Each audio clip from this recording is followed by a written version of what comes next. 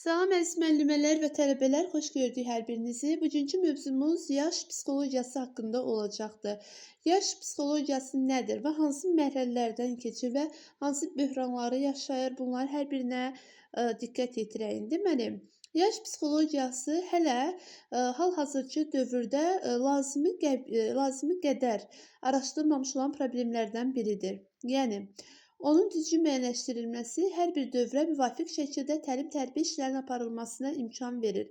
Yəni bildiyimiz kimi inkişaf dayanmadan fasiləsiz gedən bir proses olduğundan uşaqların yaş psixologiyasını aid etmək, uşaqlara uyğun, hər yaşa uyğun müvafiq davranış, təlim-tərbiyə işlərinin aparılması belə deyək, çətin ola bilər. Ancaq nəzərə alın ki, fərdi xüsusiyyətlərdən asılı olmayaraq uşağın bütün inkişaf mərhələlərini ardıcıl və fasiləsiz keçməli olduğu bir qanunauyğunluq mövcuddur. Deməli, yaş psixologiyası neçə mərhələdən ibarətdir? Fərdi inkişaf prosesi qısaca olaraq, yəni ontogeniz neçə mərhələdən ibarətdir deyəndə 2 mərhələdən ibarətdir. İlkin mərhələ var və ikinci mərhələ var. İlkin mərhələyə, yəni uşağın ana bətnində olan inkişaf dövrü nəzərə alınır. Uşağın ana bətnində olarkən inkişaf etdiyi dövr prenatal inkişaf dövrü adlandırılır.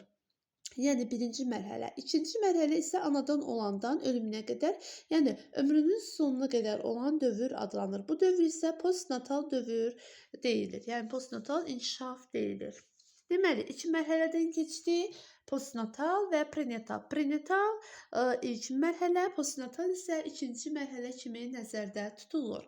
Deməli, əzizlərim, bildiyimiz kimi uşaqların yaş dövrləri müxtəlifdir. Yəni hər bir dövrün öz adları var. Çağalıq dövrü, daha sonra körpəlik dövrü, məktəbə qədər yaş dövrü, kiçik məktəbli dövrü.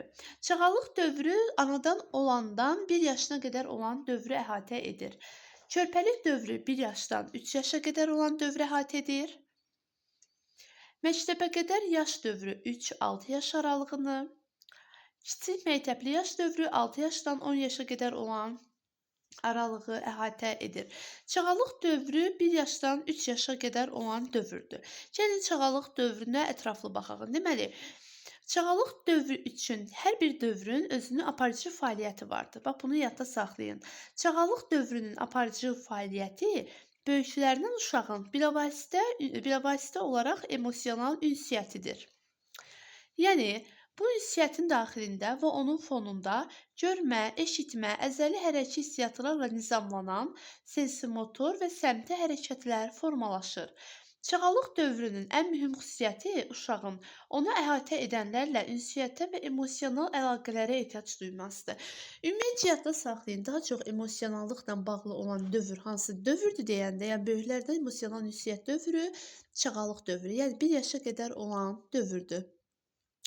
Deməli, uşaq ayaq açan zaman onun ünsiyyətdə olmaq və özü üçün yeniliklər açmaq imkanları genişlənir və məhz bu vaxt 1 yaş böhranını keçirir.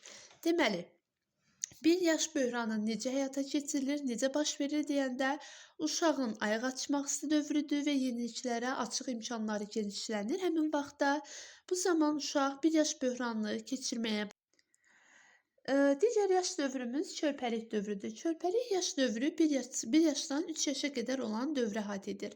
Deməli, baxın, çağalıq dövründə aparıcı fəaliyyət böyüklərlə bilavasitə ünsiyyət idi, emosional ünsiyyət.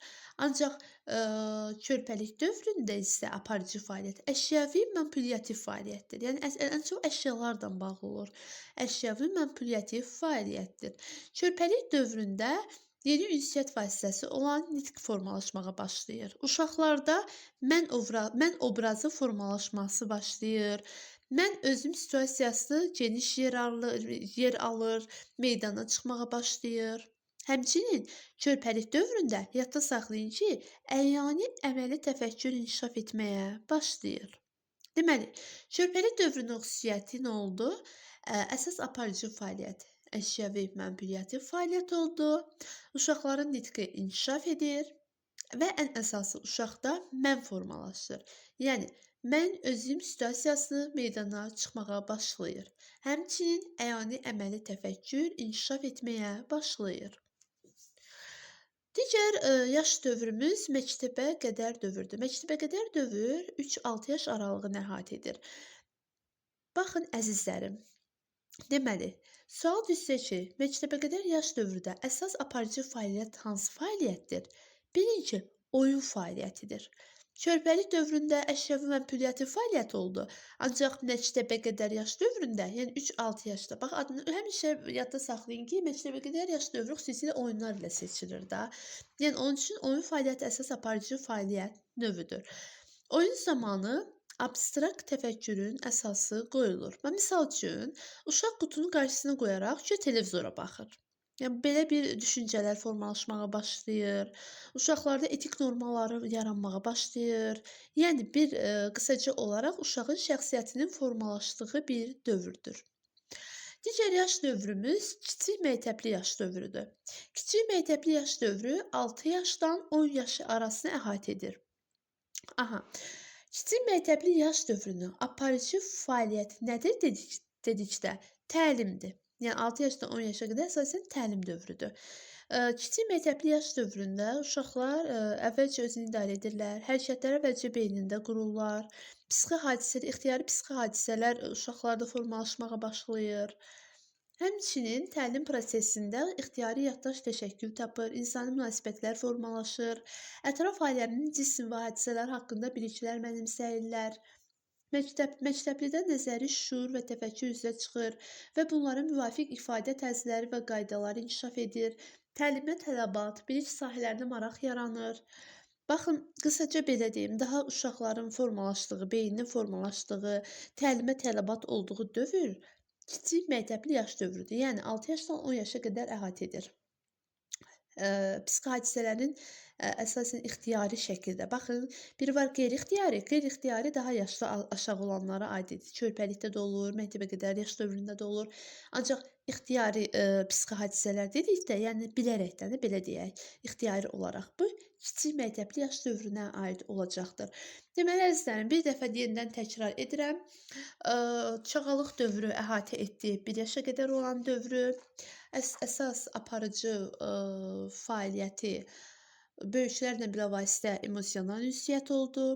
Körpəlik dövrü 1 yaşdan 3 yaşa qədər əhatə etdi. Əsas aparıcı fəaliyyəti əşrəvi məmnuniyyəti fəaliyyət oldu. Sonra məktəbə qədər dövr 3-6 yaş aralığını əhatə etdi. Əsas aparıcı fəaliyyət oyun fəaliyyəti. Kiçik məktəbli yaş dövrü 6 yaşdan 10 yaşa qədər əhatə edir. Əsas aparıcı fəaliyyəti təlim fəaliyyəti oldu. Və sonra gəlir yaş böhranları. Yaş böhranları, hansı yaş dövrünün böhranları var? Ümumiyyətcə, belə deyək, böhran nədir? Böhran dedikdə nəyi nəzərdə tuturuq? Yəni, böhran psixi funksiyaların, davranış modellərinin köhnə, artıq ömrünü yaşamış münasibətlərin dağılması və yenilərinin formalaşmasının sürətlə inkişaf etdiyi bir dövrdür. Böhran dedikdə, yəni köhnənin dağılması, qısaca olaraq deyək, yenilərin formalaşmasıdır. Bu olacaq nə? Böhran. Sürətlə formalaşması, sürətlə inkişaf olan dövrü böhran deyilir. Yəni, böhran dövründə uşağın şəxsiyyətində sırayışa bənzər dəyişikliklər olur. Yəni, sınamalar olur, sınmalar belə deyək. Təkcə ayrı-ayrı hisslər deyil, bütövlükdən dəyişməyə başlayır. Hansı böhranlar var? 1 yaş böhranı var, 3 yaş böhranı, 7 yaş böhranı və yeniyetməlik böhranı. 1 yaş böhranı, deməli, uşağın 1 yaş böhranı biraz əvvəl də demişdik. Yəni, çağalıqdan uşağın erkən uşaqlığa keçid mərhələsidir. Yəni, uşaq yeriməyə başlayır, iməkləməyə başlayır, ətraf aləmi öyrənməyə başlayır. Bu zaman uşaq böhran yaşayır. Bir də əsasən nəzərinizdə saxlayın ki, uşaqda digərlərindən tez-tez olmaz kəlməsini eşitməsi güclü emosional reaksiya yaradır.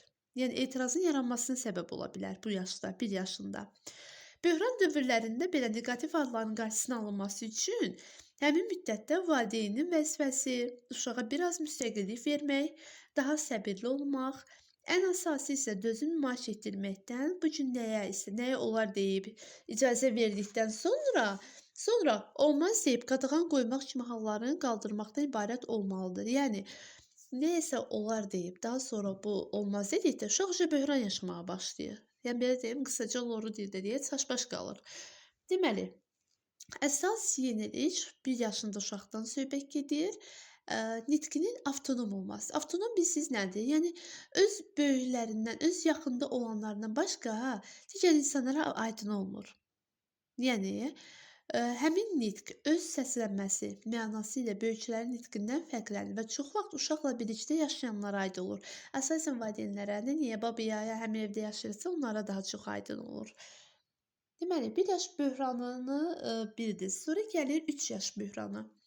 3 yaş böhranı yadda saxlayın. Uşağın həyatının ən çətin və dönüş anı 3 yaş böhranıdır. Çünki uşaq müstəqilliyə can atır, aktiv olmağa daha çox can atır. Və uşaqda səbirsizlik baş verir. Səbirsizlik, səbrin uyğunlaşmalar çətin olur bu yaşda. Yəni 3 yaş böhranında hansı hallar nəzərə alınmalıdır? Neqativizm, inadkarlıq, höccətlik. Neqativizm nədir deyəndə, uşaqlar, xüsusilə böyüklərin onlardan istədiklərini eləmirlər. Yəni böyüklər nəsə istədikdə etmirlər. Sonra gəlir inadkarlıq. İnadkarlıq bu heç də o demək deyil ki, uşaq nəyisə həddən çox istəyir. Sadəcə olaraq o böyük adamın onun fikri ilə hesablaşmaqını istəyir. Yəni o deyir ki, mən deyən olsun, belə deyil, inadkarlıq eləməyə başlayır. Daha sonra gəlir höccətlik. Höccətlik bu erkən uşaqlıqda qurulmuş bütün münasibətlər sisteminə, ailədə qəbul olunmuş tərbiyə normalarına qarşı yönəlmişdir. Həmçinin uşaq üçün əziz və adət olunmuşların dəyərsizləşməsi baş verə bilər. Misal üçün, ailə mühitində nəyisə qəbul olunmağı, bağça mühitində onu qəbul edilmirsə, qaydalar, qadağalar qoyulursa, uşaq başlayır nəməyə, höccətləşməyə. Deməli, əzizlərim, yadda saxlayın, 3 yaş böhranı uşağın ən çətin və dönüş anı oldu və 3 prinsiplər ortaya sürdü. Neqativizm, inadkarlıq və höccətlik. Və bunların hər birini yadda saxlayın. Və həmçinin bu yaş dövründə uşaqlara böyüklərin dəstəyi çox vacibdir. Uşaqların bu dövrdə tənqidə kəsici reaksiya verdikləri nəzərə alaraq, onların nailiyyətlərinə görə tərifləmək, həmçinin nöqsanları çox yumuşaq nəzərlərinə çatdırmaq lazımdır. Yəni, qışqıraraq, səs qaldıraraq, tonlardan istifadə etmək düzgün deyil. Daha sonra gəlir 7 yaş böhranı. 7 yaş böhranı uşağın nə ilə bağlıdır? Belə deyək, uşağın məktəb həyatına daxil olması ilə bağlıdır. Yəni, oyunun, axı biz dedik 3-6 yaş oyun fəaliyyətini əsasən təşkil edir. 7 yaşında uşaq oyunu, aparıcı fəaliyyəti dəyişir, təlimlə əvəz edir. Daha etibarlı, nüfuzlu şəxslər tanıyır, dost şagirdlər ilə, valideynlərlə ünsiyyətdə olurlar, belə deyim. Yəni 7 yaş böhranında əsas yenilik özünə sevgi və özünü qiymətləndirmənin çox vaxt qeyri-adekvat yaranmasıdır. Özünü qiymətləndirmə məktəbdəki müvəffəqiyyətsizlik və nailiyyətlərdən asılı olaraq yüksək yaxud aşağı ola bilər. Deməli, əzizlərim, yadda saxlayın ki, 7 yaş böhranında əsasən özünü qiymətləndirmə çox vacibdir. Bu, uşaqlarda həm müvəffəqiyyət yarada bilər, həm müvəffəqiyyətsizlik yarada bilər, komplekslər yarada bilər. Daha sonra gəlir əsas olan lazım böhranlardan biri də yeniyetməlik böhranıdır. Yeniyetməlik böhranı, belə deyim, biraz əvvəl demişdik axı, 3 yaş böhranı uşaqlarda dönüş anıdır. Ən çətin və dönüş anıdır. Eyni ilə də yeniyetməlik böhranı uşaq üçün ən çətin və dönüş anı hesab olur. Yəni, yadda saxlayın ki, uşaqlarda fizioloji olaraq emosional dəyişikliklərin baş verdiyi, orqanizmin mütənasibliyinin dəyişdiyi, endokrinoloji dəyişikliklərin baş verdiyi bir dövrdür. Cinsi göstəricilər yarandığı bir dövrdür. Əsasən, əfalın dəyişməsi ürəyin də ciyərlərin fəaliyyətində çətinliklər meydana çıxara bilir. Yəni, ən çox yadda saxlayın ki, fizioloji, emosional dəyişikliyin baş verdiyi dövr yeniyetməlik dövrüdür. Həmçinin uşağın ətrafında etibarı nüfuzlu şəxslər də dəyişir. Və misal üçün, bu yaşa qədər uşaq əsasən valideynləri ilə, müəllimləri ilə daha çox əlaqədə, söhbətdə idisə, bu dövrdəcə yeniyetməlik dövründə əsas onlar üçün vacib olan yaşıdlarıdır. Yəni, yaşıdlarla ünsiyyət onların əsas fəaliyyətinə çevrilir. Deməli, bu böhran dövrünün əsas nailiyyəti və yeniliyi özünü təhlil etmənin yaranmasıdır. Yeniyetmə dünyagörüşü formalaşır. Bu zaman yaxın qohumların dəstəyi, tənqid olmaması, ruhlandırma çox vacibdir. Tez-tez onun uğurlarını qeyd etmək lazımdır. Deməli, neçə böhran nəzərə çatdıq? 1 yaş böhranı, 3 yaş böhranı, sonra 7 yaş böhranı və yeniyetməlik böhranı. 1 yaş böhranı bir çağalıqdan uşaqlığa keçid mərhələsi kimi nəzərə aldıq. Sonra 3 yaş böhranı ən çətin və uşaqların dönüş anı hesab olunur. Neqatizm, inadkarlıq, höccətlikdir. Ən çox 3 yaş böhranına aid edirik. Sonra gəlir 7 yaş böhranı. Yəni belə deyək, oyun aparıcı fəaliyyətinin təlimlə əvəz olunması. Daha sonra isə gəlir yeniyetməlik böhranı. Yeniyetməlik böhranı isə eynilə 3 yaş böhranı kimi həyatının dönüş anı hesab olunduğu bir böhran dövrüdür. Yəni uşaqlarda əsasən fizioloji, emosional dəyişikliklərin baş verdiyi dövrlərdən biridir.